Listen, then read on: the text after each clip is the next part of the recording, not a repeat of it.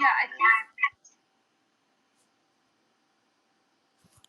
Oh, I hear you. What do we? Why? Who's doubling? You have to mute myself. Who, me? Yeah. Oh, it's me.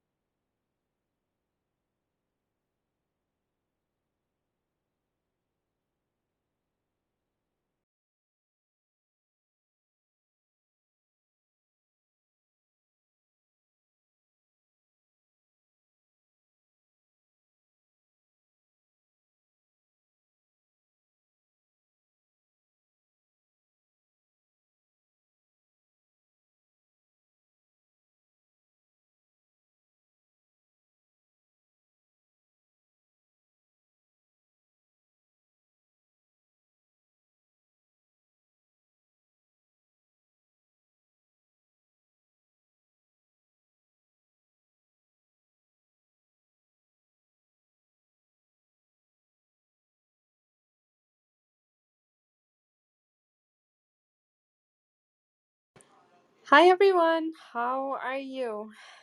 Hello. Oh, hi, long time. Nice to see you all. Missed Hello, you. everyone. How's your weekend? It was funny as we were going back and forth because my Discord was stuck off of mute, so I had to hold the phone up. But as soon as I came in here, it all went speaker. It's kind of weird. How are you, Frank? How's life? How's your weekend? Hello. Yeah, I've been quite busy and missed a lot of good rooms, I assume. And yeah, but making progress along. I'm take a dive into the uh, as I mentioned before, I was trying to get the simulation going on the material I'm working on, and I hope to have that done by uh, soon. So yeah, I saw that a lot of good discussion going on, and yeah, I thought I should catch up with the replays. Yeah, yeah. Otherwise, it's just great. Yeah.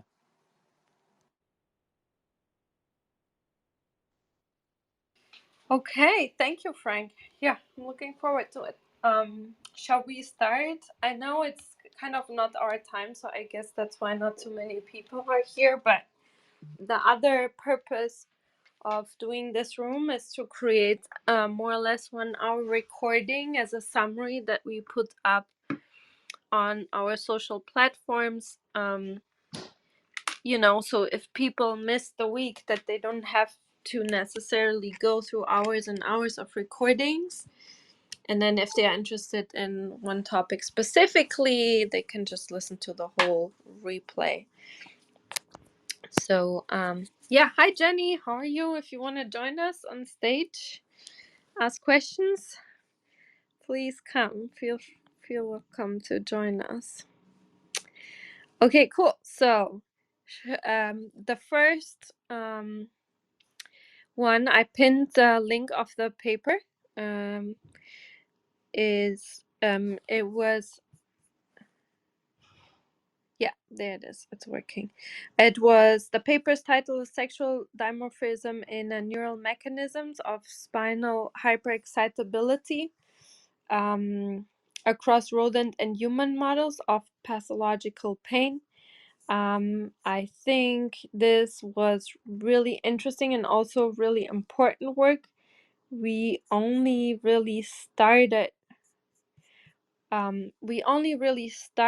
to look at sexual differences in different disorders and mental health disorders and how the brain works very recently. It's long tradition that in neuroscience and in the studies in animal models, also preclinical studies, that most of it was done only in male animals and subjects, also in human studies, because having the hormonal cycle messing up the data was very inconvenient, and there was no rule to have the need to include female animal models or patients.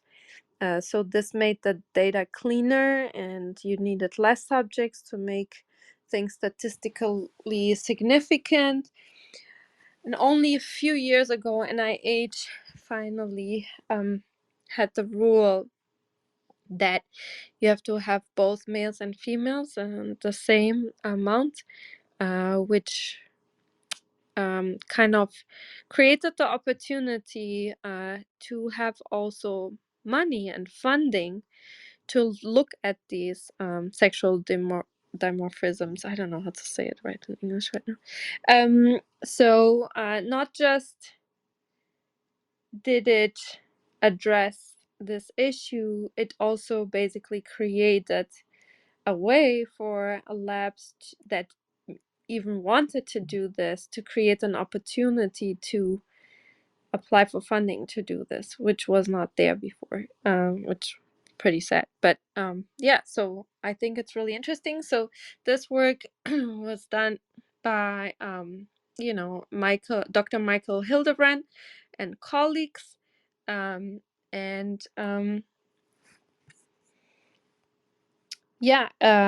it was really interesting that in pain, that the females female hormones were kind of protecting, in this case, the females from a specific set of basically long-term potentiation for pain, this hyperexcitability in this peripheral neurons to have basically inflammatory pain sensation.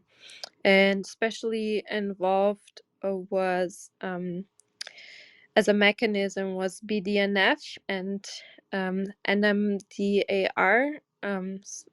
potentiation, which had signaling elements involved such as KCC2 and STEP61, which then upregulated excitatory elements such as gluN2B and pGluN2B, and in females versus male rats, this was the signaling pathway was different because when they changed basically the sex hormones by removing female sex organs, this difference was basically gone. So it's really interesting. It's a starting point to look at these different mechanisms. They don't know yet how exactly and which female hormones, because it's a pretty dirty way basically to just remove the organs, and you don't know exactly what the mechanism is and how much which hormone contributes in which way. So this is something for the future, but it's a really important and interesting start. And yeah, I think it was a really great talk. If you have anything to add, please go ahead, or if you have any questions. Yeah, it has been historically a problem to get good data on women. And this was such a fascinating example of how the mechanism was completely different. So in terms of drug development, certainly within pain medication, half the population may have this, completely different mechanism going on. And but yeah, it's a great trend that we're starting to look more into the sexual dimorphic differences, because in some cases they can be quite profound. So.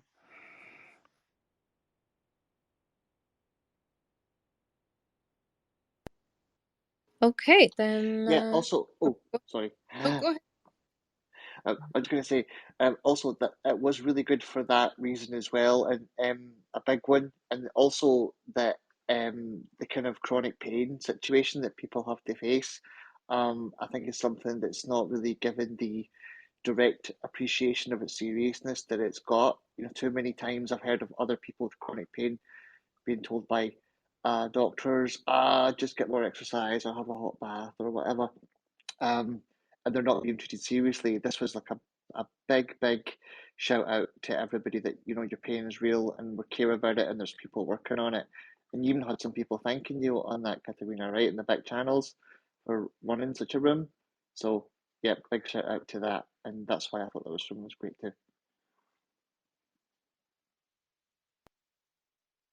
Yeah, that was I had people thanking us for doing this room, that we're suffering from chronic pain or know people that suffer from chronic pain. And yeah, this was I think this was a really important room. And yeah, hopefully we'll have more of those in the future, that people have personally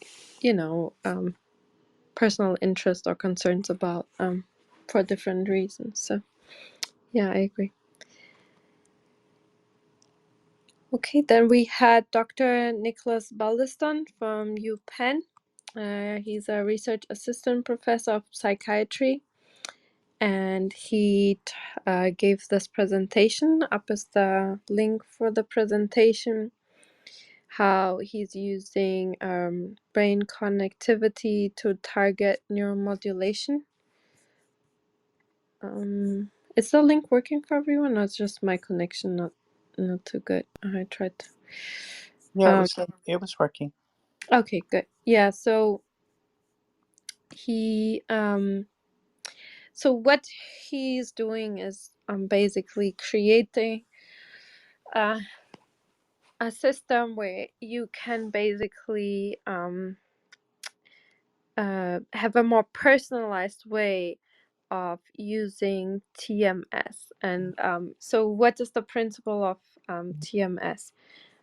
You basically, for different disorders that so far from in people that so far drugs didn't help, people have been assigned to this clinical trials, and I think there are also clinics now that use this technology basically to help people with depression and anxiety. But there's also research and clinical trials in other disorders such as anxiety and autism and so on. So basically the idea is that you use this very powerful magnets to as for neuromodulation. So what you want to do is basically change synaptic plasticity with this powerful magnets, and you want to do this in a brain region that makes sense in this type of disorder, and also in a frequency that is helpful.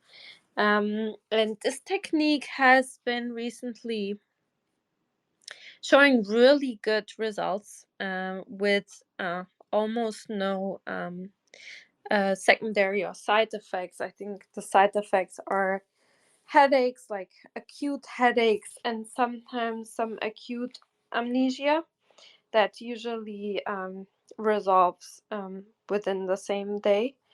And so far, there has been really not much effort in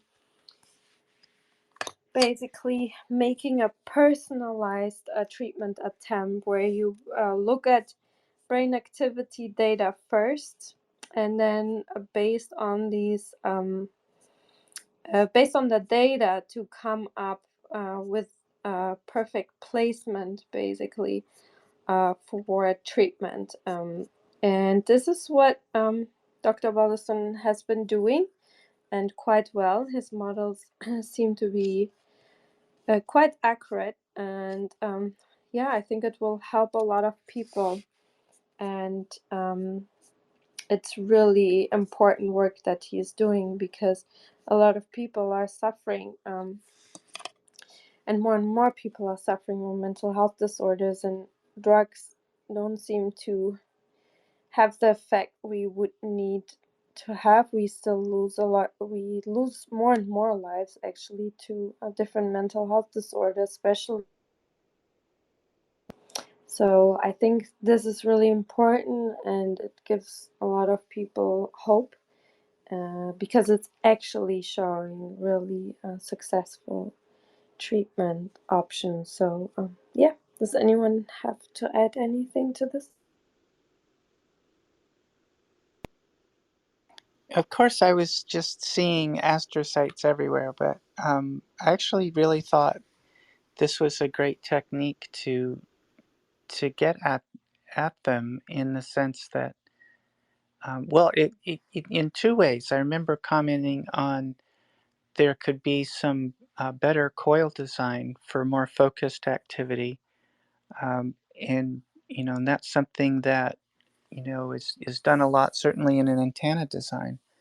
Um, that was one area, but just understanding how it works, I really wonder how much the magnetic fields are coupling with the calcium waves as opposed to just the neuron activity. But it's interesting because we have seen recent work that the astrocytes take or play a role in depression and anxiety and so forth. So this was really fascinating. I wonder if they've looked at the effect of TMS on inflammation, because I mean, I'm sure you're familiar with the inflammation theories about possibly causing mental illnesses, or at least some of them. I'm done.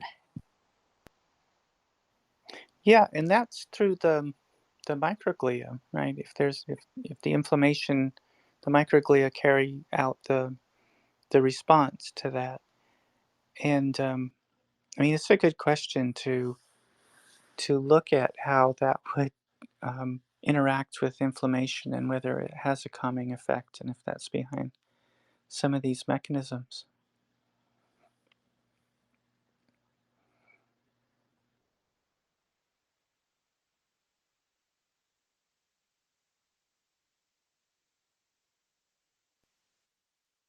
Okay, does anyone have more questions about this, or should we move to the next It was one a then? really good talk, and anyone who hears about this should go to the replays. And that's me.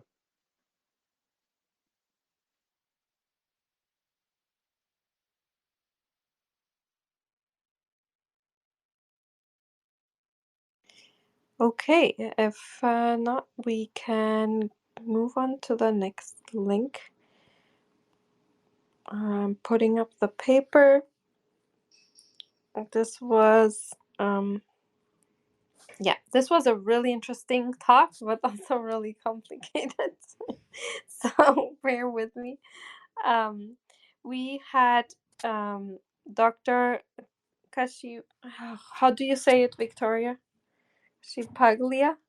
Kachapalia? Katyapalya. He talked about massive gravitons being maybe a good candidate for dark matter.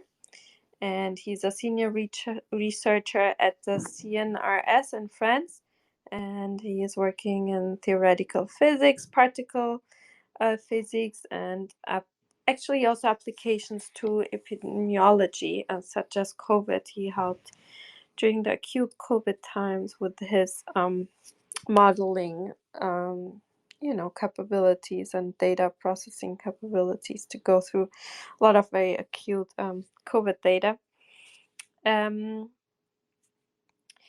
So basically, what they discovered was that the current models of dark matter don't really explain very well where all this dark matter comes from, and there's really no explanation, no good explanation, where does, how could these dark matter particles emerge. And his research team believed to have basically shed some light on this problem.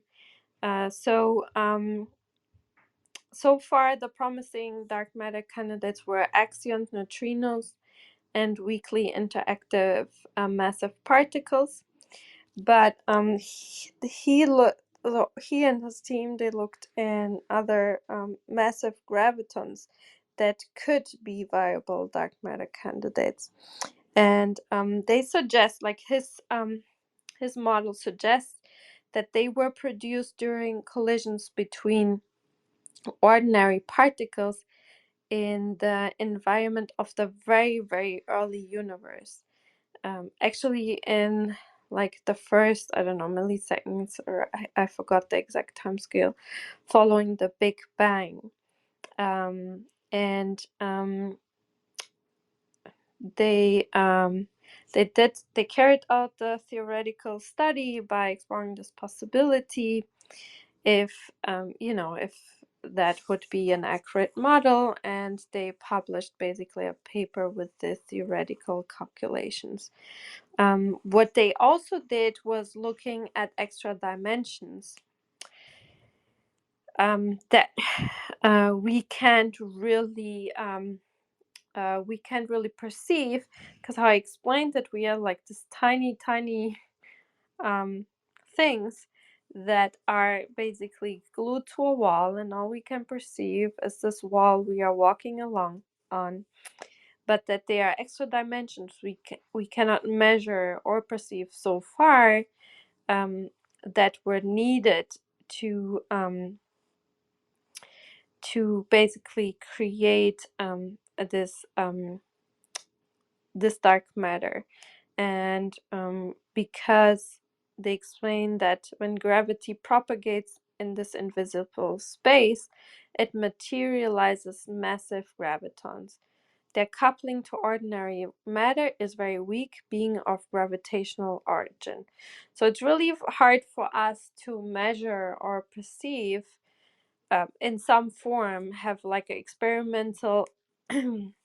experimentally show how they are created, and measure them and show them, because their coupling to our matter is so weak. It would be a really, really rare occurrence that massive gravitons would be produced in a process in our dimension. I hope I'm I explained this in a way that our guest speakers wouldn't be ashamed of me. So I wrote this down. This is definitely not a talk for the faint of heart, but it's absolutely a talk worth listening to. I've got 3 words for everyone listening: primordial black holes. I'm going to say that one more time: primordial black Yes. holes. That just had to be said twice. We were talking about them in there, which are absolutely awesome sounding as well.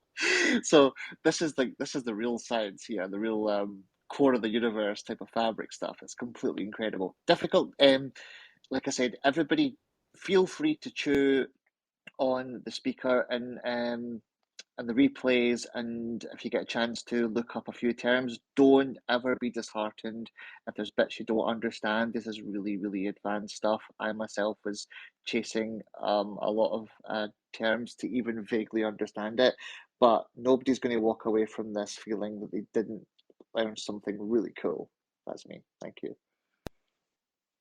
Yeah, I didn't get to see this one. It does sound interesting. So their thesis is that the dark matter was created in the very, very early universe and hasn't it has been stable since, and it hasn't it's not being created. Yeah, I wrote it Yeah. down. I forget. And that gravitational dark matter was produced one picosecond after the Big Bang, and these primordial black holes were very important because you need, um, very a lot of mass being, uh, under high pressure, basically, or other than that, it wouldn't really work. And that when particle physics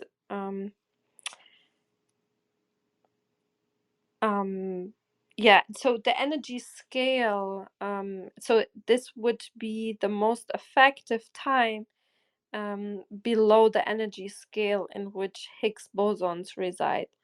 That this would be this 1 picosecond after the Big Bang. So So modern modern black holes aren't creating more, or they're not creating the conditions. It would just only be in the early universe. That was their thesis. yeah, exactly.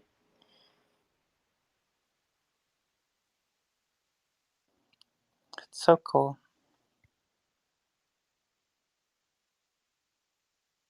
Yeah, and the next step would be to now so they have this model where extra dimensions are wrapped around our dimensions, and they are interested in investigating more features of this extra dimensions, and they are particularly interested in the role that played by a scalar particle called radion, and on the potential testability in current and future particle colliders of recreating that scenario and showing this experimentally. And yeah, let's see. I hope. Basically, if you have the time, don't bother with Doctor Strange Part 2, Multiverse of Madness. Just listen to our replays and talks. That's so much more worth it, right, Katharina? Well, yeah, and be aware that if you list, we had Dr. Barak Shoshani here also about faster than light travel and even time travel. And he stated, the more he learned over the years about physics and all of this, that he gets sometimes really annoyed with sci-fi. So be aware of that side effect. That there will be a lot of sci-fi that you won't like and others you will love because it's actually pretty accurate. So yeah, be aware of that side effect when you come to our physics and universe rooms. Yeah, leave your preconceptions at home. You're about to get your mind just wished away. Okay, shall we move to the next one? We had Dr. Moses here, which was a really incredible talk, BCI, where he had a paralyzed patient speak again, using BCI. So here's the presentation. He also shared unpublished data. He was pretty nervous about it, but then he ended up here. And actually, a lot of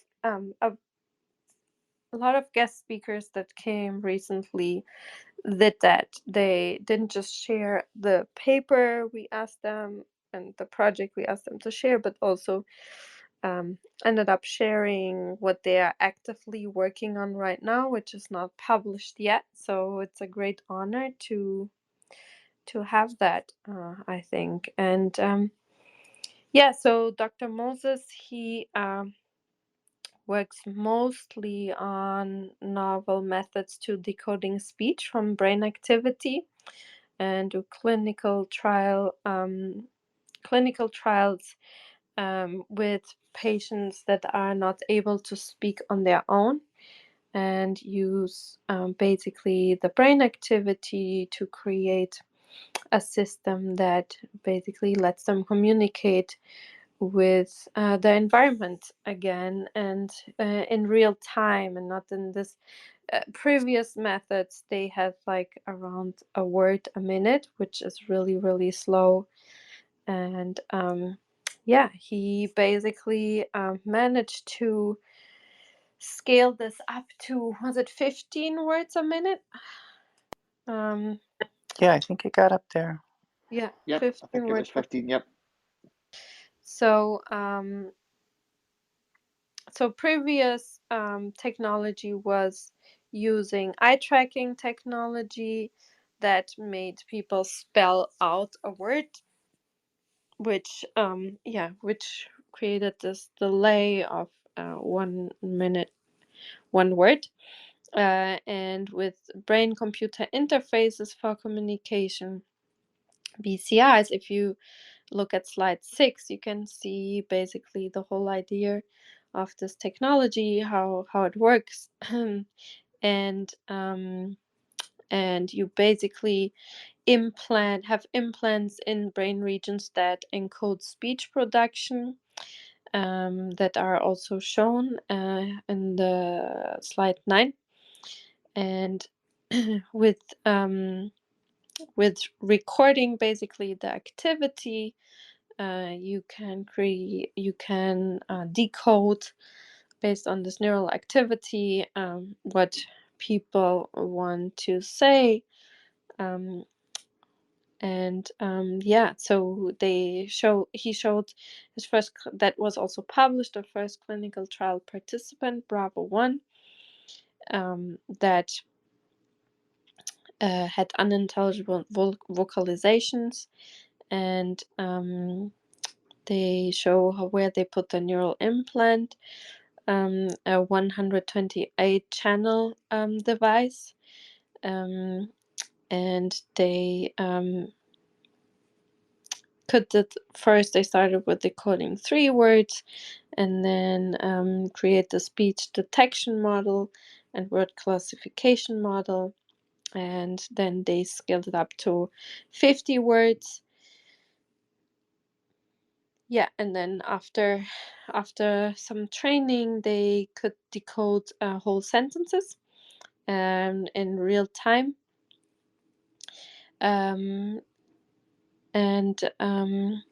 Yeah, this is really impressive data. And now he then shared the unpublished part where they looked at low frequency signals that basically recently improved decoding quite significantly, even more. They also show better spatial overlap of contributions of activity in the lower frequency range, that basically created this better signal to noise ratio, and improved the system even more. So it is a proof of concept demonstration, and hopefully one day we have this in more and more people that are kind of have this locked in syndrome. Do you have anything to add? Say, please go ahead. Yeah, I thought it was really really fascinating, and that he went directly to a patient that couldn't speak, and improve their ability to articulate. That was just really great. I looking at the data. I think it's around slide 32 or so. When they included the low frequency data, I thought for sure that astrocytes waves are a part of that low frequency signal, and it was great to see that there was such a dramatic improvement, and there's so many directions to go in from there. But that was just really encouraging. So I thought it was great work. And I thought it was really inspiring how much he's making a difference in these people's lives. And again, like a previous speaker we've had, I think that even just having them here and being able to talk to everyone lets everyone know that these are issues that are being addressed, are being worked on, and finding it's being worked on by somebody with such a level of intelligence and compassion in equal measure, it is incredibly inspiring, and that can't be overstated here.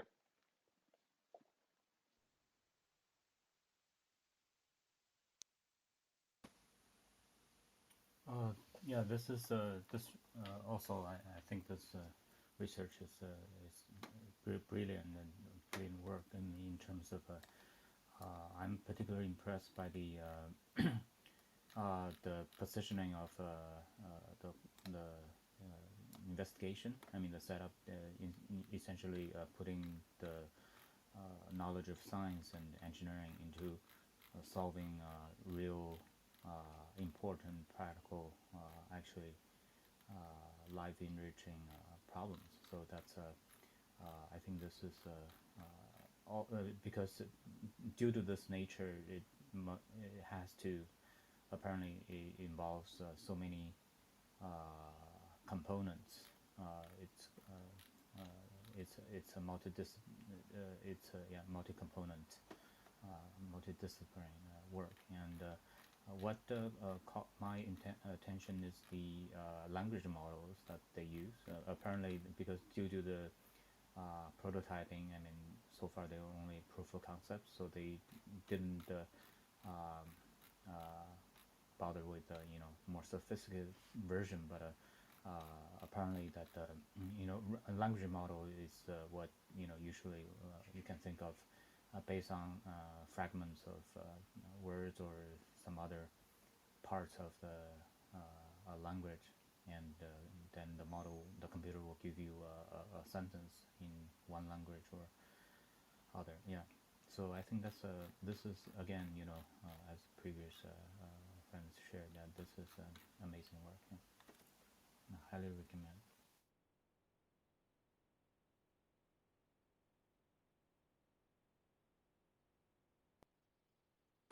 Okay, we have one more room. That was Dr. Julian Hunt. I think he had a really great concept, very useful and great concept, addressing a big problem. So when we have renewable energy, or we want to make use of renewable energy, we have basically huge spikes during the day, for example, with solar power and summer and so on, where we have a lot of energy coming in, or wind power when there's a lot of wind and so on. But it's not a steady flow. So there's a huge need for creating humongous batteries on a big scale. And, there are people working on various ways to do this. Yeah, Dr. Julian Hunt he was moving to an apartment where the elevator broke down, and he had to move all this stuff up, spreading. And he came up with the idea that why not use this gravitational energy storage based on lifts or elevators in high-rise buildings, and why would this work? So first of all, in bigger cities where there's high energy demand, there are usually quite a lot of high-rise buildings, and new elevator systems nowadays have this regenerative braking, where you basically regenerate the energy consumption that you used in the morning to bring everyone up in the evening on the way down or during lunchtime. So this is already a system built in many new high-rise buildings, this regenerative braking. And the idea is that while you have a lot of energy coming in, you could bring up all these weights up the high-rise building. And then when you would need to generate energy, if there's enough mass, you could basically store that energy by having this dense mass um, cubes or whatever shape you want it to be up on the high-rise building. And whenever you need to release that energy, you can bring it down the elevator that has the regenerative braking, and that way basically release the energy that you stored. I think it's a really cool idea of using technology we already have built in so many places. The only thing you would need is basically, have salt and sand, salt water and sand mixture cubes that would be stored on the roof. We discussed in different options. Maybe you could have at the same time bioreactors being in that salt water while they are stored up on the roof. They could create some carbon capture or other ways of energy, renewable energy generation. So I think this was a really wonderful, simple idea that was staring us in the face, but nobody had it. And he wrote a paper about it, and it created a lot of attention. And I think, it deserves it. And I hope we will actually. He doesn't have a company. He doesn't want to, be an entrepreneur. He wants to keep doing his research. He just wants people to implement it to basically help with coping with the changing to renewable energies and saving the planet to some extent with this. So I think, it was a very great talk. Can I just jump in with saying that this is like the best example of that old Chinese proverb that it's better to light a candle than to curse the darkness. Um, Other people, like us normal people, would just complain that the lift wasn't working, but no, no, no, no. He came up with renewable energy solutions from it, which I think there's a lesson to be learned for all of us in this. Who knows how many problems Yes, could be solved if we actually focused on more the solution than complaining about the problem. exactly. I agree. It's totally, it was such a great. I'm so glad the elevator broke. You even said that to him. Yeah. You even said, "I'm happy your elevator broke for you." Yeah, and just curiosity, you know? Like as you're saying, Jamie, he could have gotten more interested in the problem and feeling bad, but he's doing science and he's maintaining his curiosity, and that's why we're here, just keeping that stoked. 100%, Victoria. Go science. Go science. Yep. Yeah, it was brilliant. It was just such an elegant, simple idea. And when I think he was saying, it was just this all this potential energy is staring us in the face. Why not use it? Or how about let's use it? I missed this one too, but I saw some of the back channel. It does seem so simple and it's there. What were some of the criticisms? I mean, what's what's wrong? Why don't we just do this?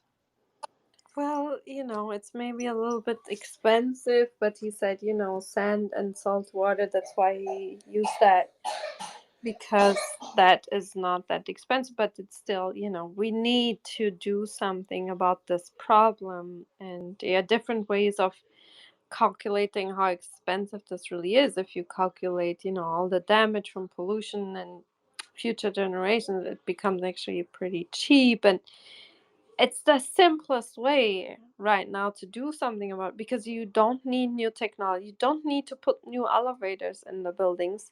You just have to have all this weight and finding a spot for it. He said, you could have people getting maybe some, give them some monthly payment for having such weights, maybe even stored in their apartments, so people would get a little bit of money from it.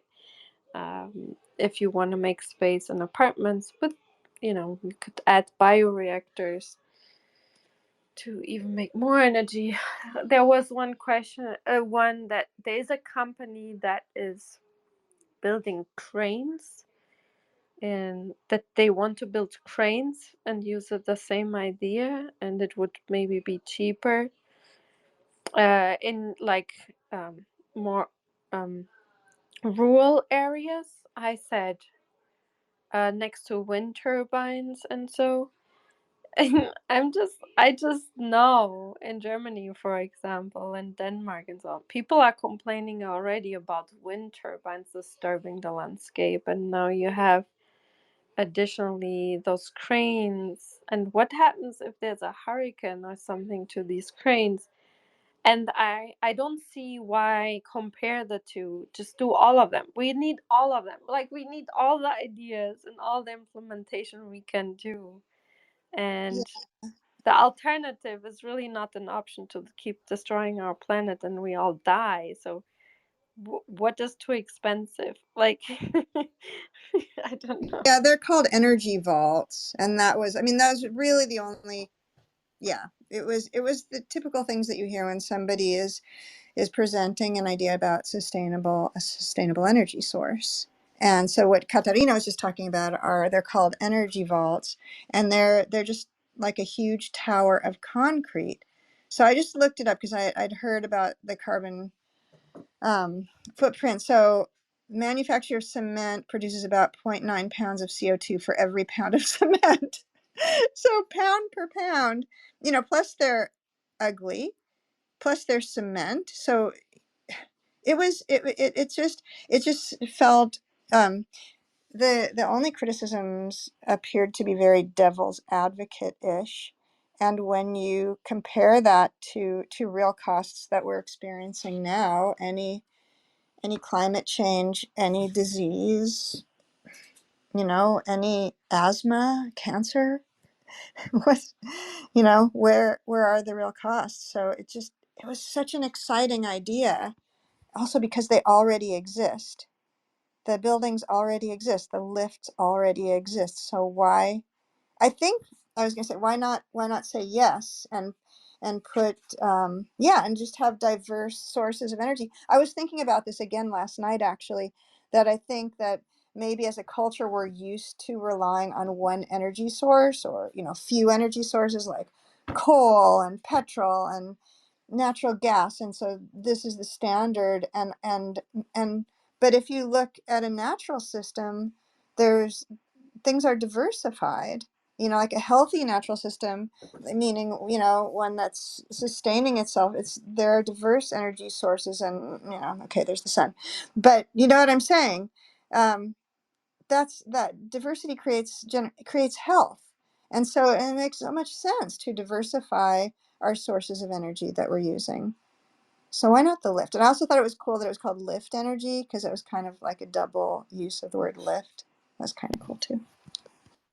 Yeah, and the key is just, you can just change policies. Like New York City now, it's years old now, but if you build a new building, you have to also create some green space, and we have some new parks by rivers, and really pretty parks that people use a lot. I mean, they are full of people walking and enjoying outdoor pretty spaces thanks to this policy change. Like it creates a better place to live, and this then in the end pays out by around those pretty green spaces, the real estate prices for rental and buying go up like crazy. So it's not even something bad for the building.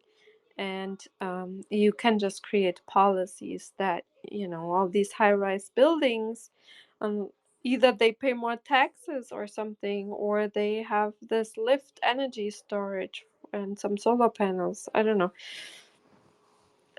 But I think people are becoming more aware, and it's also more attractive for a building to be green and to be allowed to have that low carbon footprint certified as a company and so on. So uh, because people are more aware and want to live in spaces that are better for the environment and pay more for it. So I think it would be a pretty straightforward thing to do, and I don't see any. It would occupy a little bit of space in these buildings to have these weights, but they could get that back by having higher rents and paying maybe less taxes and so on. So I think it would be a pretty easy thing to do.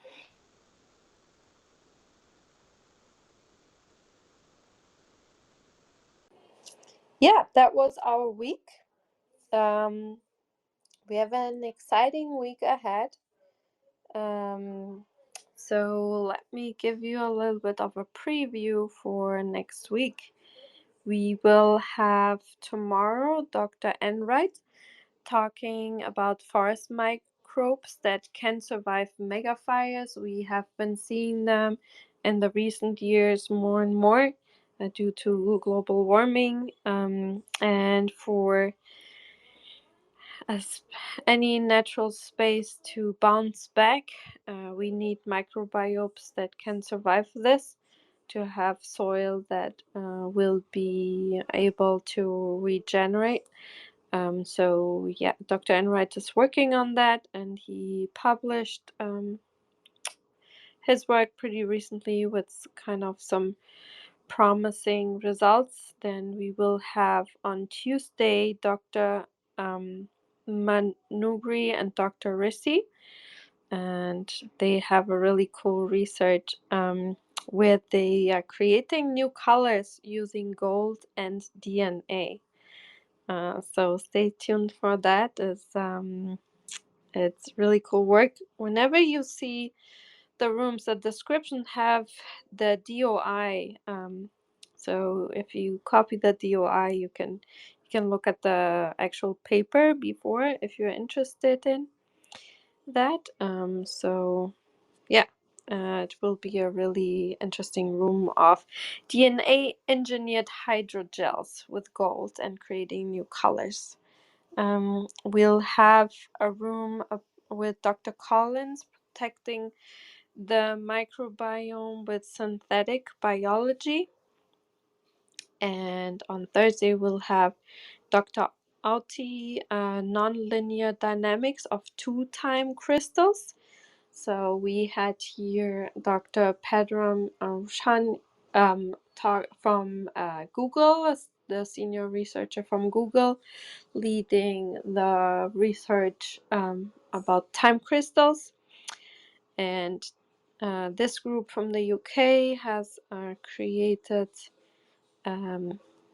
two quantum time crystals and looked at the dynamics of those two time crystals interacting. And on Friday, we'll have Dr. Jill, multi-omic rejuvenation of human cells, which will be a really interesting rejuvenation room. And then next week, we'll have then Dr. Pacucci and Dr. Dayal that spotted the farthest galaxy ever discovered, and they will talk about this discovery here with us. So yeah, exciting stuff is coming up, and yeah, hopefully we'll hear you all again and have every week a great recap room because we had really cool speakers. Thank you, Absolutely. Katerina. You do great rooms. Thank you so much. Oh, thank you, Joyce. Thank you for coming all the time, and thank you everyone for supporting this. For asking questions, for being there, listening, being our regular audience, and supporting our speakers, feel welcome, and creating this club all together. So really appreciate it. Thank you, Joyce.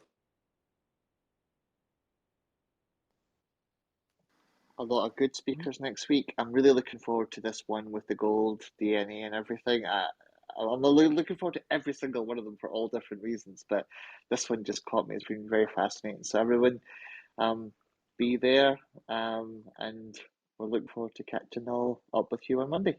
All right. Thank you, everyone. Thank you. Thanks, everyone. Thank you, everyone. Okay. Okay. 3, 2, 1. Bye. Enjoy the rest of your Sunday or happy Monday for wherever you are. Bye. Bye.